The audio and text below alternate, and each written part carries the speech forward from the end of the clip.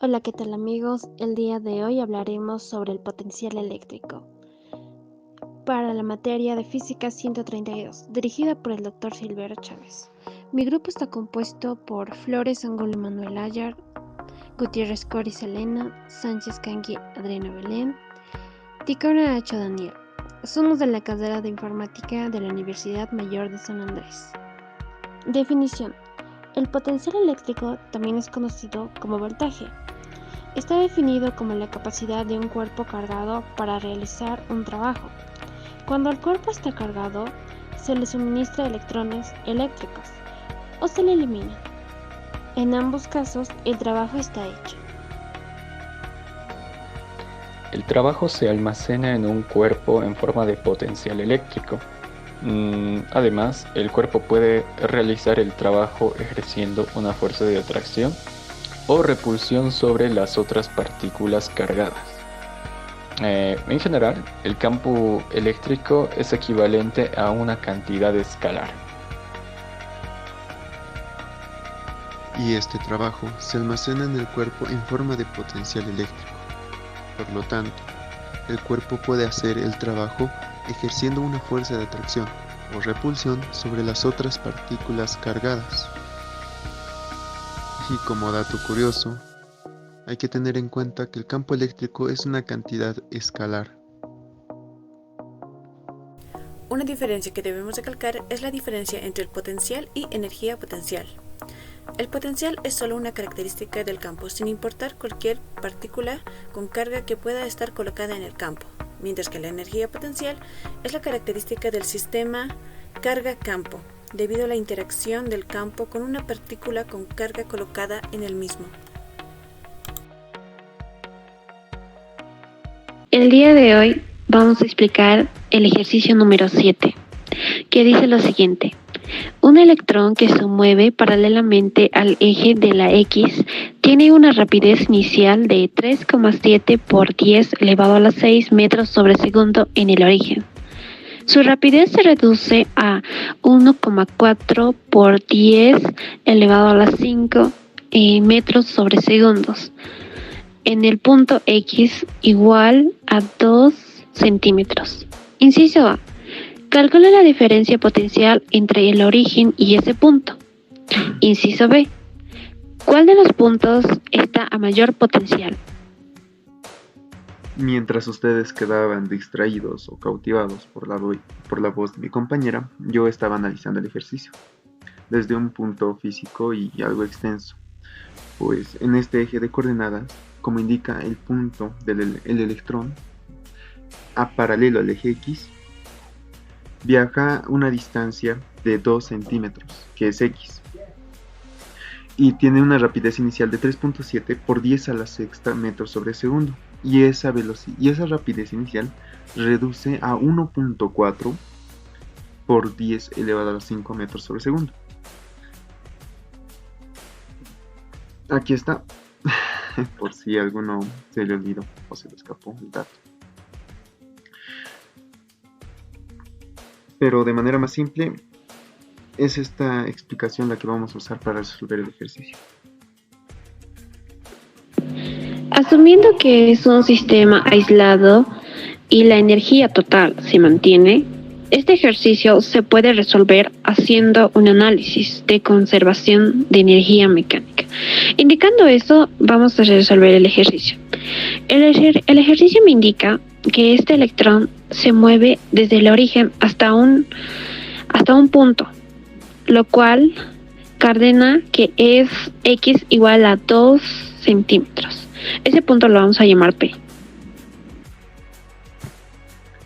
Teniendo en cuenta el aislamiento y la conservación de la energía, tanto en el punto del origen como en el punto P, que es X a 2 centímetros de distancia, entonces vamos a tomarlo cada uno como energía total. ¿Y la energía total de qué está compuesta? Es la suma de la energía potencial con la energía cinética.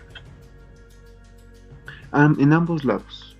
La única diferencia es que en aquí se va a manejar una rapidez de 1.4 por 10 elevado a la quinta metros sobre segundo, y en el punto del origen se va a manejar una rapidez de 3.4 por 10 elevado a la 6 metros sobre segundo.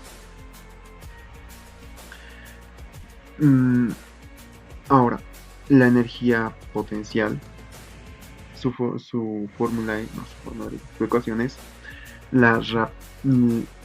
potencial eléctrico por la carga del electrón más un medio de la masa por la rapidez en el punto del origen, que es la fórmula de la energía cinética. De la misma manera por este lado, el potencial eléctrico por la carga del electrón en el punto P más un medio de la masa por la rapidez en el punto P.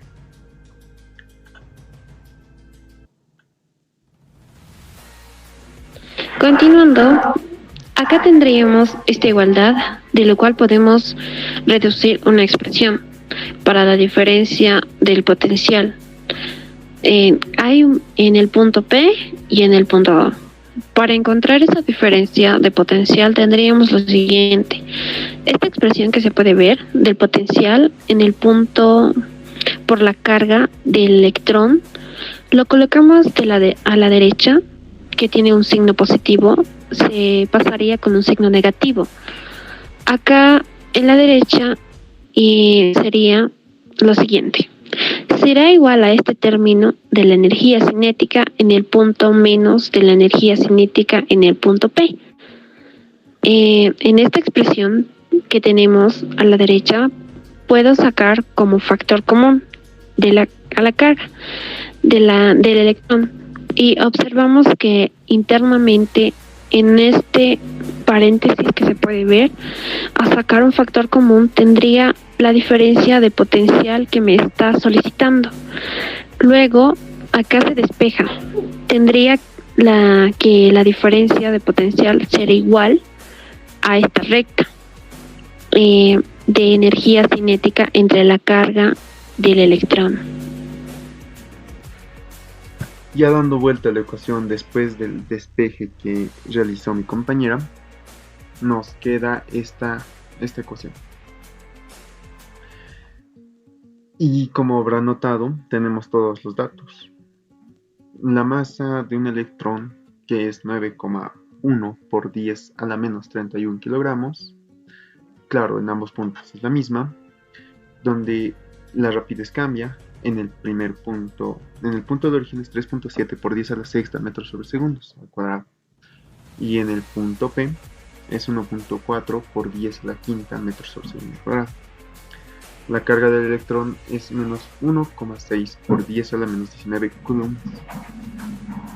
Ya reemplazando todos los datos, metiéndolos a la calculadora o resolviéndolos de manera mental, llegamos a la conclusión de que la diferencia del potencial eléctrico es igual a menos 38,875 voltios.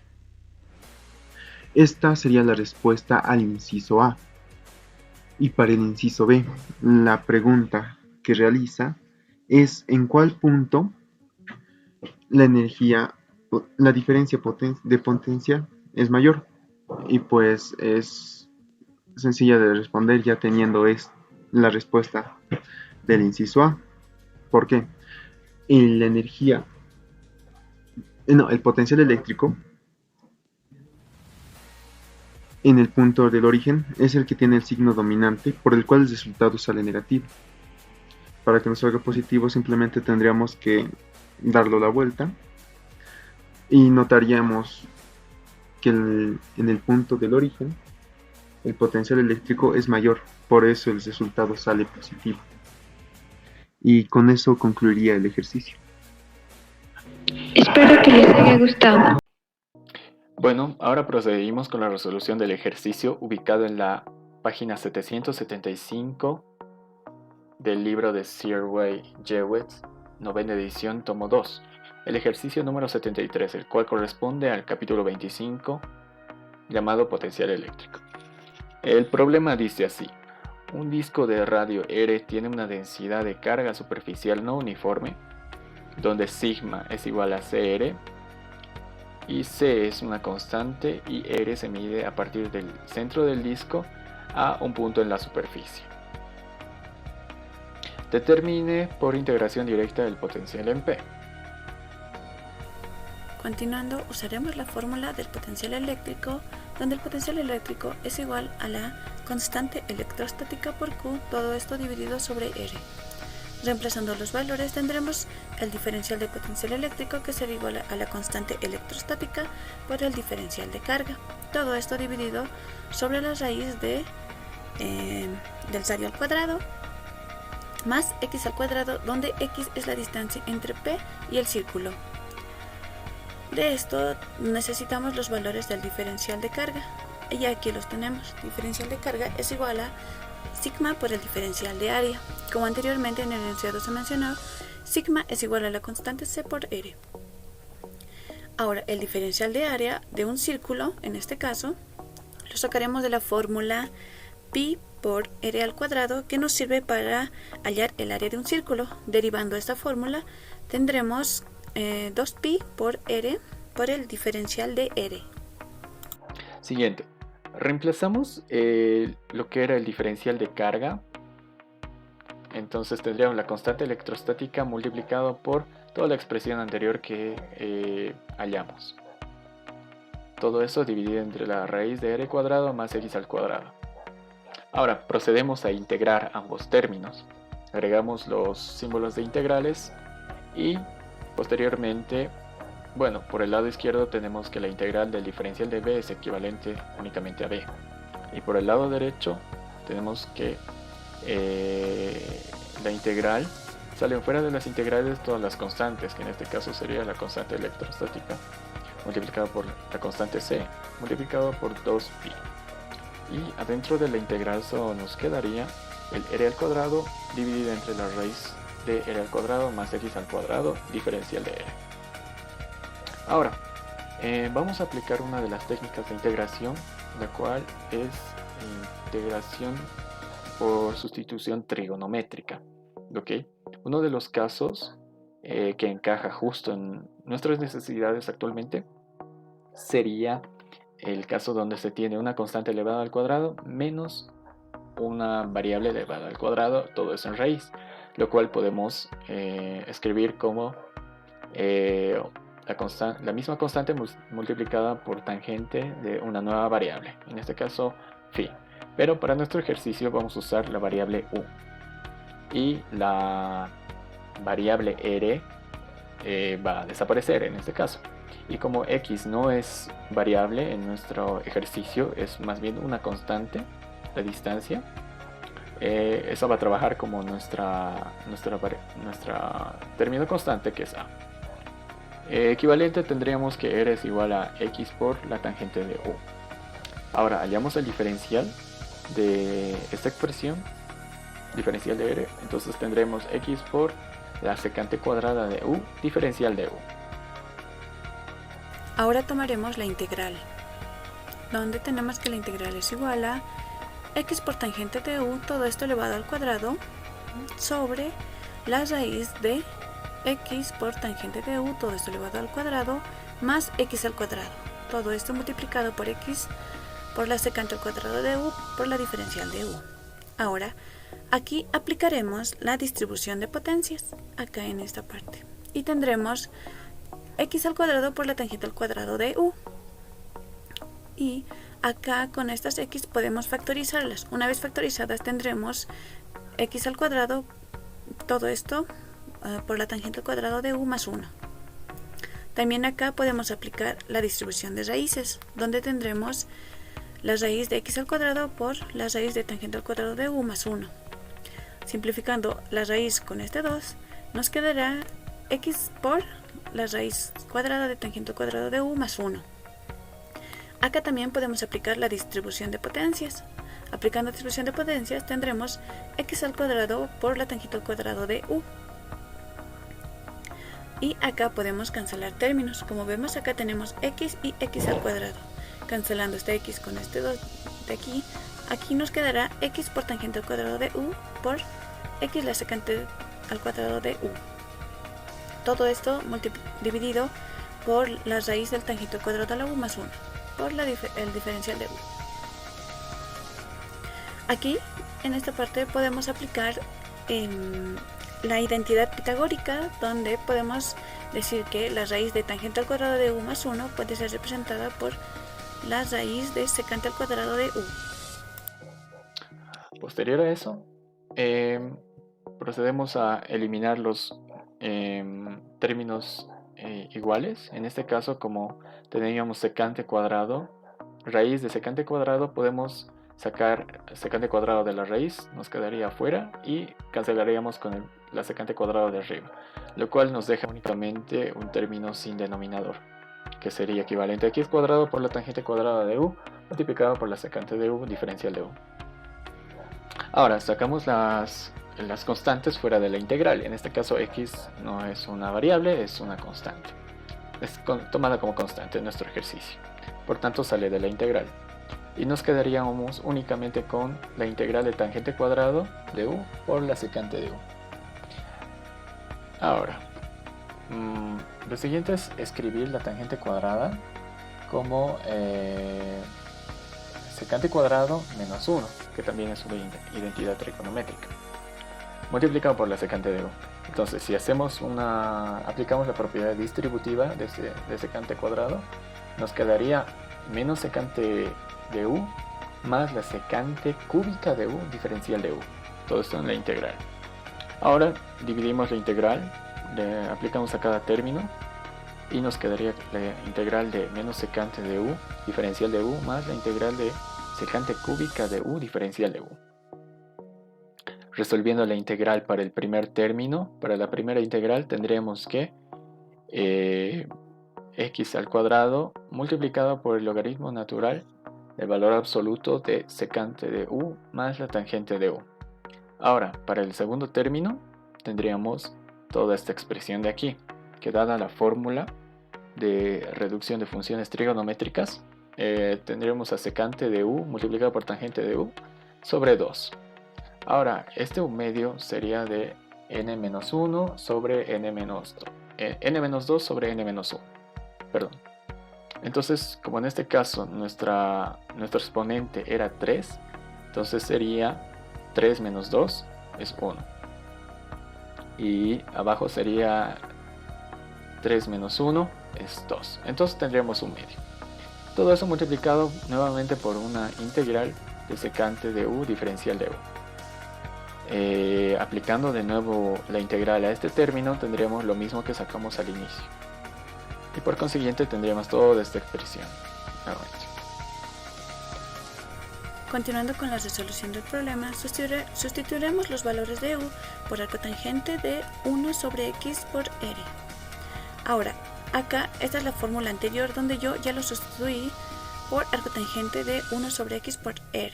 Acá todos estos espacios en azul eran u's. Continuando, también sustituiremos los valores de tangente de arcotangente de x por x, donde podemos observar que aquí tenemos tangente de arcotangente, acá también lo tenemos, y este valor. Entonces, en esos tres lugares sustituiremos por x, que sería 1 sobre x por r. Acá yo ya lo sustituí, son los que están en rojito. Continuando también, seguiremos con sustitución, y todos los valores que tengamos de secante por arcotangente de x, que son estos de acá, los vamos a cambiar por la raíz de 1 más x al cuadrado. Entonces, sustituyendo en todos estos valores de acá, tendremos esto, 1 más 1 sobre x por r al cuadrado.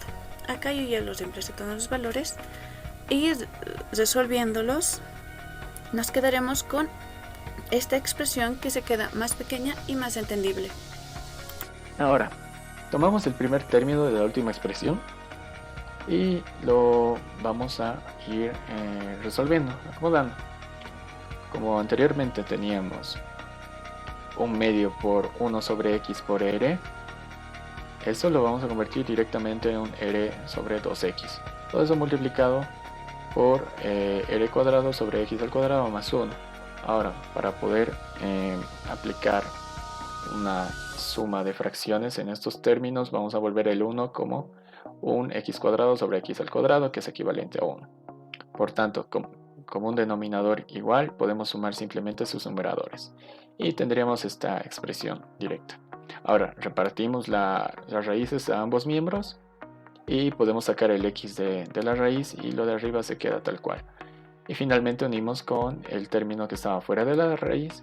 Nos quedaría ordenando la raíz cuadrada de r cuadrado más x al cuadrado por r, multiplicado por 2x al cuadrado. Ahora tomamos el segundo término de la última expresión en la anterior diapositiva, el cual nos deja con un medio logaritmo neperiano, valor absoluto de 1 sobre x por r más la raíz de 1 más 1 sobre x por r, todo eso elevado al cuadrado.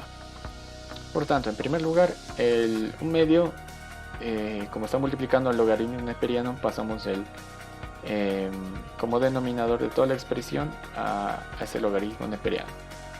Ahora, por dentro, como es r, 1 sobre x por r, lo volvemos a r sobre x. Y ahora adentro nuevamente hacemos esa operación de común denominador para poder sumar los dos numeradores. Seguimos con las operaciones. Como podemos dividir, repartir el radical a ambos miembros, la x podemos sacar de la raíz y listo. Finalmente nos quedaría que es un medio del logaritmo neperiano del valor absoluto de r más la raíz r cuadrado más x al cuadrado, todo eso sobre x. Ahora unimos los anteriores dos resultados y tendremos la expresión casi final, que sería x al cuadrado multiplicado por todo esto. Este era el primer resultado y este era el segundo resultado que obtenimos. Procedemos a repartir la variable x al cuadrado a ambos términos y tendríamos esta expresión. Ahora, podemos cancelar x cuadrado con este x cuadrado de aquí. Por tanto, el primer término nos quedaría únicamente dividido entre 2. Ahora, el denominador del logaritmo neperiano, de toda la expresión del logaritmo neperiano, lo pasamos para que divida al valor que está por delante del logaritmo neperiano. Y nos quedaría una expresión que es esta de aquí. Posterior a eso, para ordenar ya de una vez la expresión y tenerla algo más legible, sacaríamos que esta expresión es igual a 1 medio por la raíz de r cuadrado más x al cuadrado, multiplicado por r. Todo eso menos x al cuadrado dividido entre 2 de todo el logaritmo neperiano en valor absoluto de toda la expresión, más una constante c.